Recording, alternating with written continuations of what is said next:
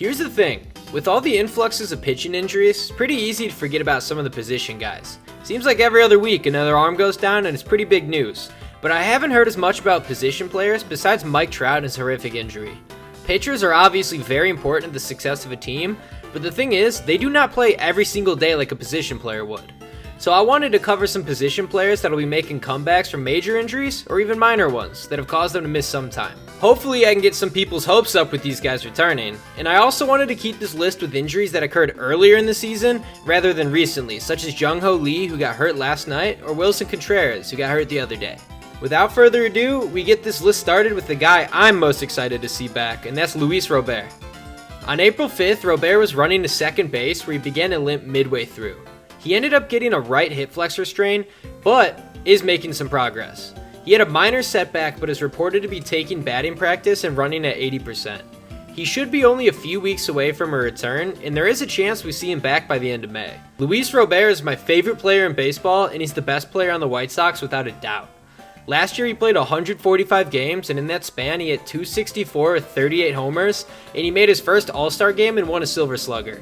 He got robbed for a Gold Glove, but that's a whole nother topic.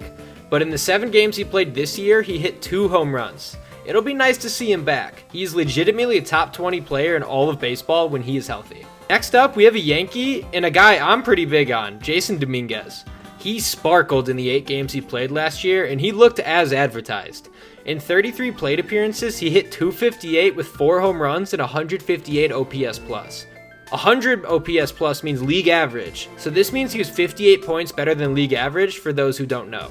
And the thing is, I understand it is a small sample size, but the fact of the matter is this guy is a rookie, first taste in the MLB, slugged 4 home runs in only 8 games. Unfortunately, he had the rare position player Tommy John procedure.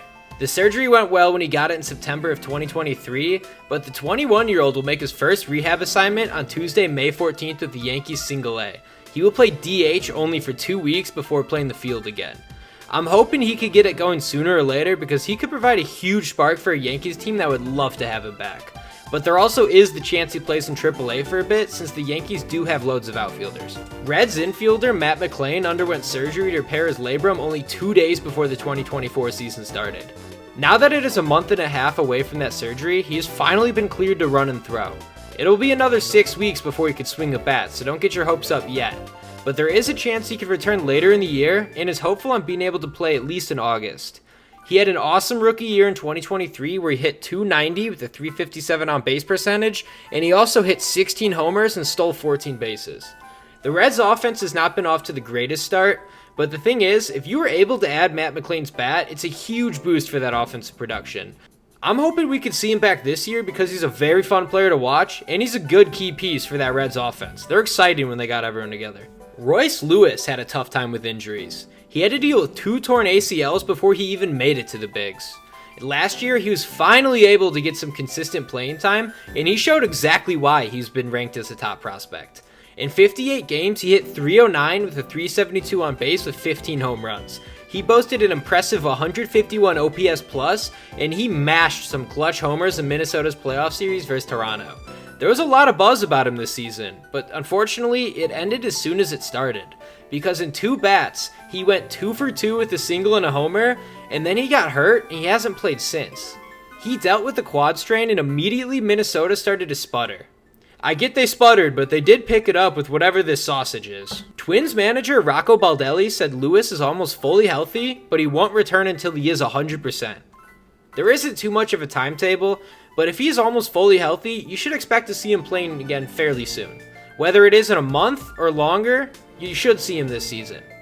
It was originally stated he would need 8 weeks to return, and so far it has been just about 6 weeks. I'm hoping he gets healthy and he gets back.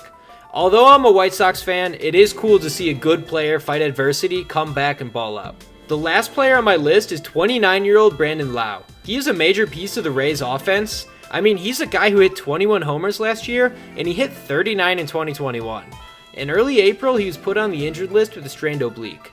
He made a rehab start and got pulled as a precaution on May 10th, and then on May 12th, he went 1 for 5 with a homer, and he seems to be progressing well. He also played the field too. His expectation is to be back in Tampa's lineup in about late May.